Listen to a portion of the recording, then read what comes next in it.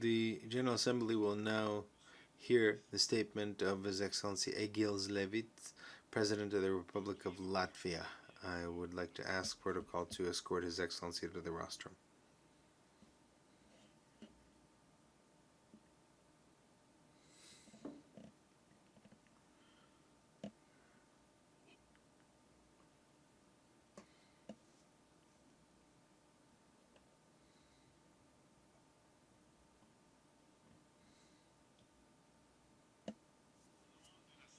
On behalf of the General Assembly, I have the honor of welcoming to the United Nations His Excellency Mr. Egils Levits, President of the Republic of Latvia. I invite you to take the floor and address the Assembly. President, Excellencies, ladies and gentlemen, let me begin by congratulating you, Minister of Foreign Affairs of the Maldives, Mr. Abdullah Shahid, on taking up the honorable position of the President of the 76th session of the UN General Assembly. I can assure that Latvia will fully cooperate with you. I also warmly welcome the appointment of Antonio Guterres as a UN Secretary General for another term. The Secretary General has made considerable efforts to strengthen the effectiveness of the UN system. The new report by the Secretary General, namely Our Common Agenda, provides us with a vision and choices for the future. The COVID-19 pandemic has not yet been overcome. The current global challenge is to achieve the widest possible vaccination as soon as possible. Latvia provides support to increase the availability of vaccines worldwide.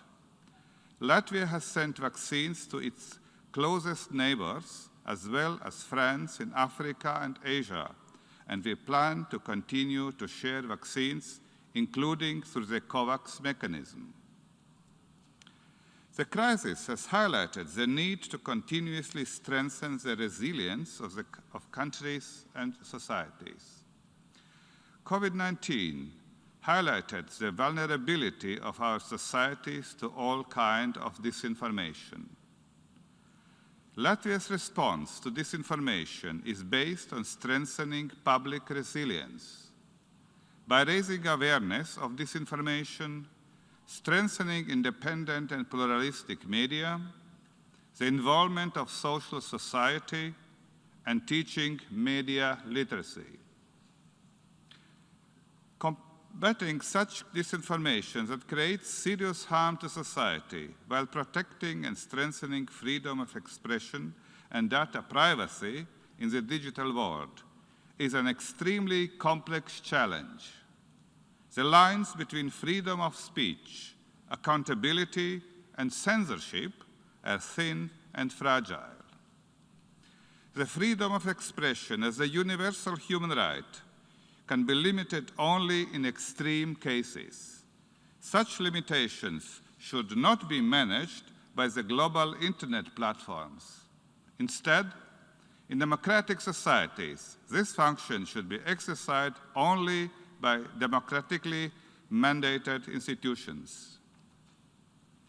At the global level, combating disinformation effectively requires even closer understanding and cooperation in international organizations. Latvia was one of the initiators of the UN General Assembly resolution on the promotion of media and information literacy at the global level, which was adopted last year. We will continue to provide support to partners with our expertise in combating disinformation. Efforts at the UN level need to be strengthened. Latvia was one of the first countries in the world to develop several digital solutions important for a sustainable response to the pandemic. Due to the fact that almost every corner of Latvia has access to high-speed internet, many people have used the solutions during the pandemic to change their habits and shape their daily lives. They contribute, inter alia, to the convergence of quality of life and income levels between urban and rural areas. In many cases, digital solutions have reduced the need to commute, which helps to limit emissions. At the same time, we must bear in mind that digital transformation and artificial intelligence poses new risks. Also, security threats to cyberspace are increasing. Therefore, in parallel with technological developments, we must work actively to define new legal principles. On the one hand, these principles should help us make the best use of opportunities, and on the other, to avoid risks and damages to human rights and freedoms. In recent years, we see innovations which, through global social platforms and increasing use of artificial intelligence, make it possible to influence and manipulate human thoughts and actions more effectively. Thus, human autonomy, the free will of the personality, is endangered.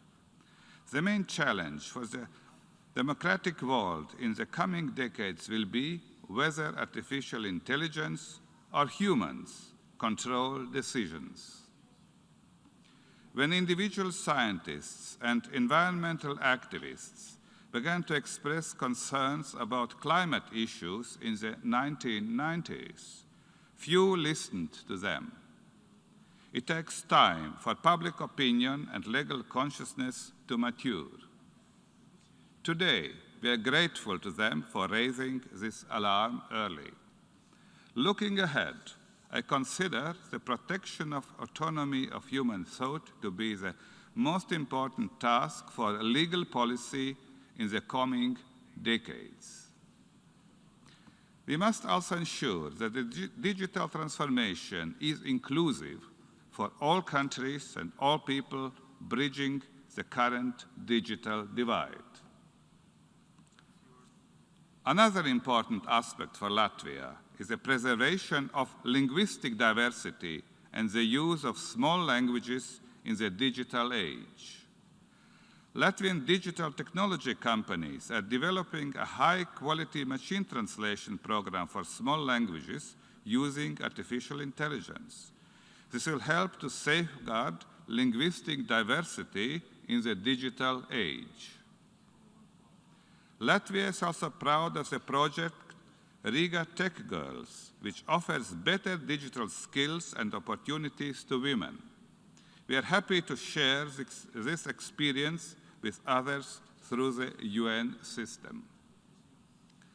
Latvia supports the UN technology facilitation mechanism to identify how science, technology, and innovation can best contribute to delivering sustainable development goals. Mr. President, there is an urgent need to reach our common goals on environment, climate change, and renewable energy. The COP26 Climate Change Conference in Glasgow later this year will be an important milestone.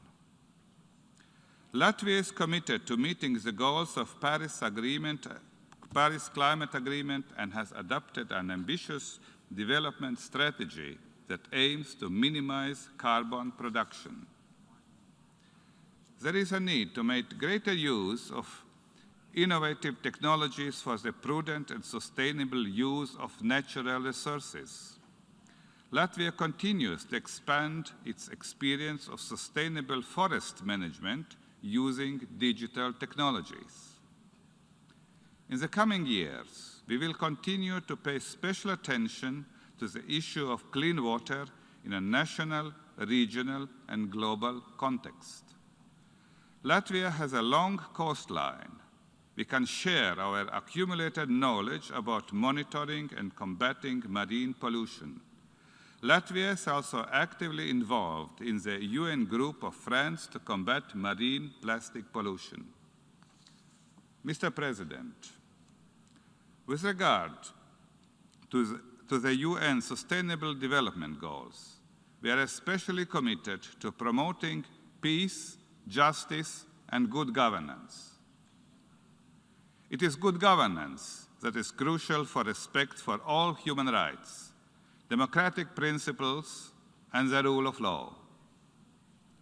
Therefore, in its development cooperation, Latvia focuses on public administration, the rule of law, gender equality, and environmental protection. More than ever, human rights need to be a strategic priority for the United Nations. Over the past year, we have witnessed negative developments in regard to basic human rights and security issues, for example, in Myanmar and Tigray. New tragedies in Afghanistan are now unfolding before our eyes. Taking into account the latest developments, we are especially concerned about the security of Afghan women and girls. The rights of women and girls will be high on our agenda as Latvia serves as the Vice Chair on the Bureau of the UN Commission on the Status of Women for the next 2 sessions. Over the past year, Latvia has also closely followed the dramatic developments in its neighboring country, Belarus, where public efforts to decide on the future of its country are still being brutally suppressed. Latvia strongly condemns the actions of the Lukashenko regime against Belarusian civil society, independent media, and journalists. It has even gone so far as to hijack an international flight.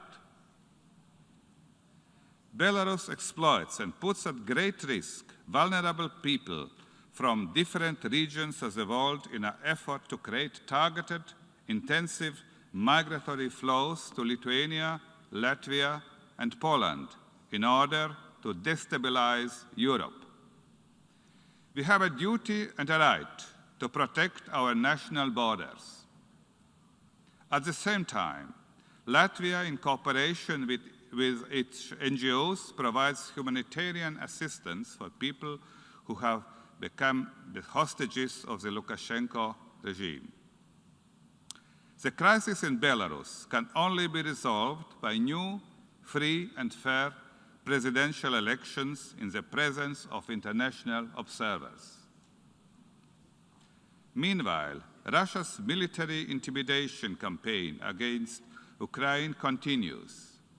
This confirms the need for the international community to support Ukraine's independence, sovereignty, and territorial integrity.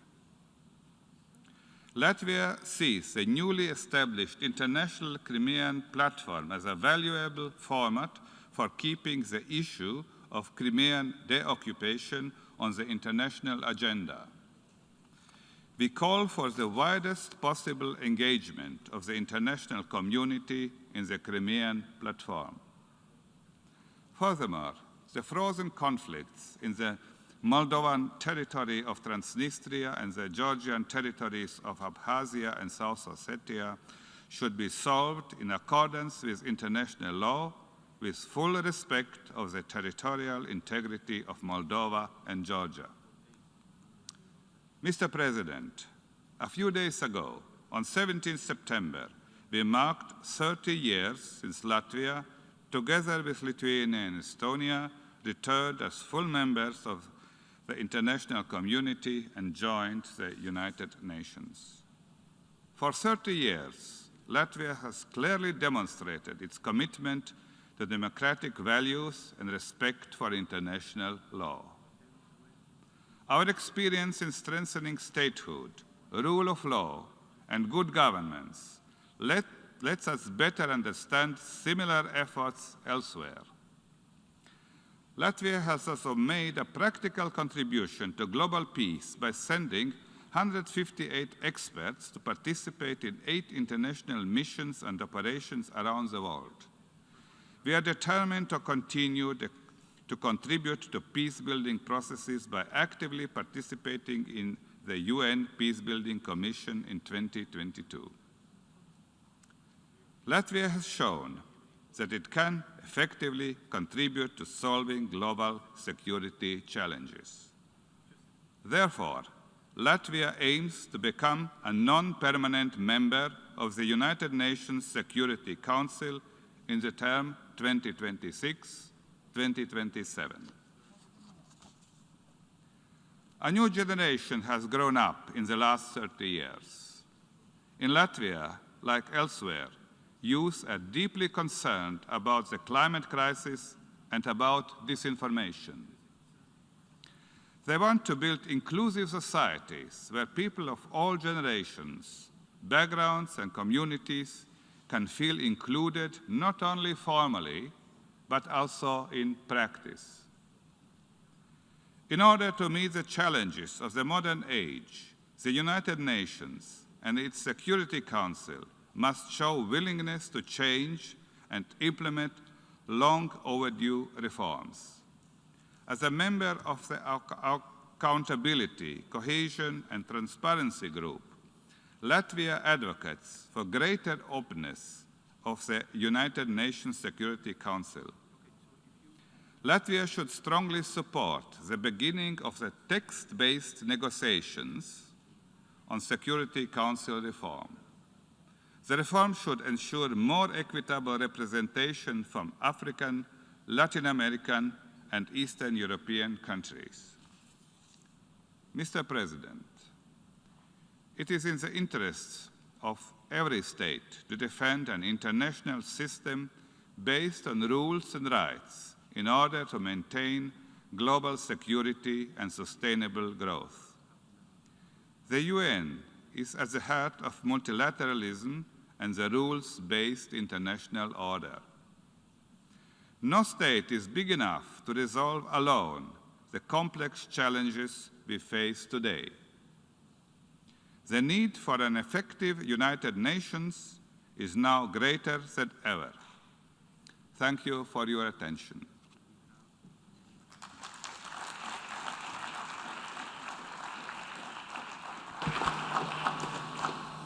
On behalf of the General Assembly, I wish to thank the President of the Republic of Latvia for the statement just made, and I request protocol to escort His Excellency.